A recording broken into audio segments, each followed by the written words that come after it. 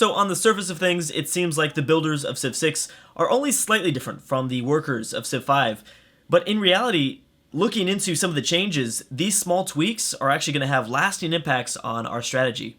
So I've logged about 7 to 8 hours in a pre-release build to Civilization 6, and I noticed that even though these gameplay changes don't seem like much, they kind of are. So here are 5 tweaks that will force us to change our strategy. Number 5. This is kind of an obvious one, but there's going to be less civilian units on the map as a whole.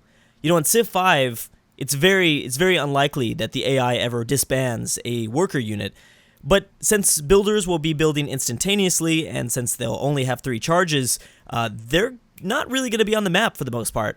This is, obviously going to alter your strategy when it comes to maybe stealing builders away from city-states or from enemy AIs. It's also going to have just an overall impact on the way the game runs. This will also definitely help out AI decision-making. They won't have to constantly worry about what they're doing with these civilian units because, like I said, they're just not really going to be there as much. Number 4, builders don't build roads anymore. Trade units now lay down infrastructure automatically, depending on the city you've established a trade route with. It just makes it a little bit more bearable. If my builders still had to worry about infrastructure, it'd be pretty stressful handling these civilian units. This will obviously have you focused on some of the more important matters in Civ 6. Infrastructure was never really a big deal.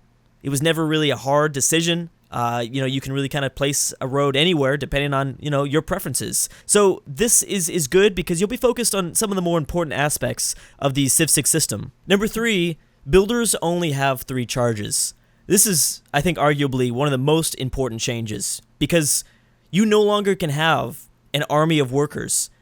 As a Civ 5 player, I really only built my workers in the very beginning, all before maybe turn 150. This is no longer the case. You'll be building builders in all eras of the game. I think it's going to force the player to buy more tiles more often, and I certainly did in my own Civ 6 playthroughs. I'd find myself not wanting to waste more production time on a second builder. I'd rather use the first builder in my game as efficiently as possible. So buying tiles, buying a resource that's going to offer me more yield is better than just wasting a charge on a regular farm. Number 2, improvements will happen instantaneously. This is something that I'm still kind of wrapping my brain around because I'm just so not used to it. That constant lag of having to wait, 5 turns for this farm to get built is no longer going to be there. I just think it's something that we need to consider a little bit more because less pressure will be put on, how fast this is going to get built, how fast this tile is going to be improved, and more on what tile I need to improve because you only have those 3 charges unless, of course, you're China. But nonetheless, no longer having to wait will be a very welcome change. And number 1, no more workboats. Oh, I love this, because workboats in Civ 5 were trapped behind a technology, behind the sailing technology, which was so frustrating, because if you started off coastally, you'll know that if you didn't have very many, valuable land tiles next to you, you have to first research the technology, and then you had to build the workboat. That was just kind of frustrating. And that's actually a change that I believe Civ Beyond Earth established.